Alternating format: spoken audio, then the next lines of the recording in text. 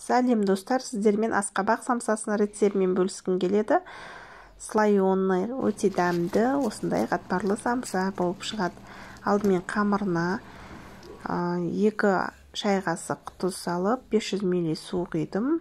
Тұзды жақсылап араластырып, керегінше ұн салдым.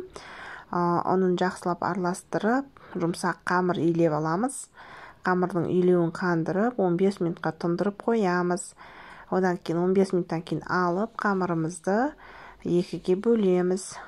2 зуала қылып аламыз да, оны тағы да 10 минутқа қоямыз. Одан соң аламыз да 2 қамырды жайдым. Екеуін қабаттастырып, бір-бірінің үстіне қойып, арасына ұнды сеуіп тұрып жая салдым. Сөйтіп 2 зуаланы жайып алып, араларына барынша жұқа қып жайып, сливочный масланың ерігенін жағып шықтым.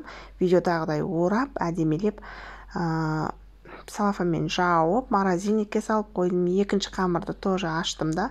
Оған да тоже сливочный масланы ерігенін жақсылап жағып, бәр жеріне жеткілікті қылып, оны да орап, морозильникке салып қойдым. Енді салмасын дайындаймыз. 500 грамм фаршқа 3 пиязды турап, іш май 250 грамм, асқабақ 300 грамм, картошка тоже 300 грамм салдым да.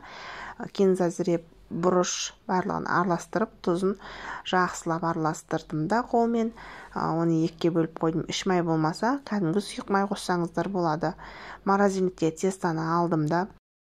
Видеодағыдай оны бөліп шықтым. Видеодағыдай бөліп, 2 жағын қысып, думалақ қылып аламыз осылай барлығын. Содан кейін думалақ қылып жайып шықтым.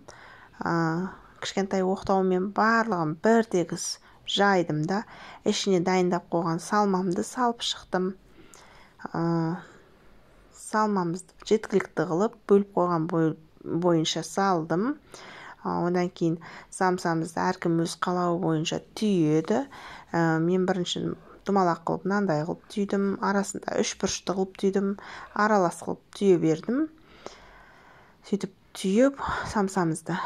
Одан кейін сковородкамызды майлап алдым да, оның ішіне самсамызды салып, бетіне жұмыртқаны жағып, күнжіт пен макты сеудім да, 250 градуста жарты сағатта пісіріп алдым. Ұнаса лайк басып, подписка жасаңыз.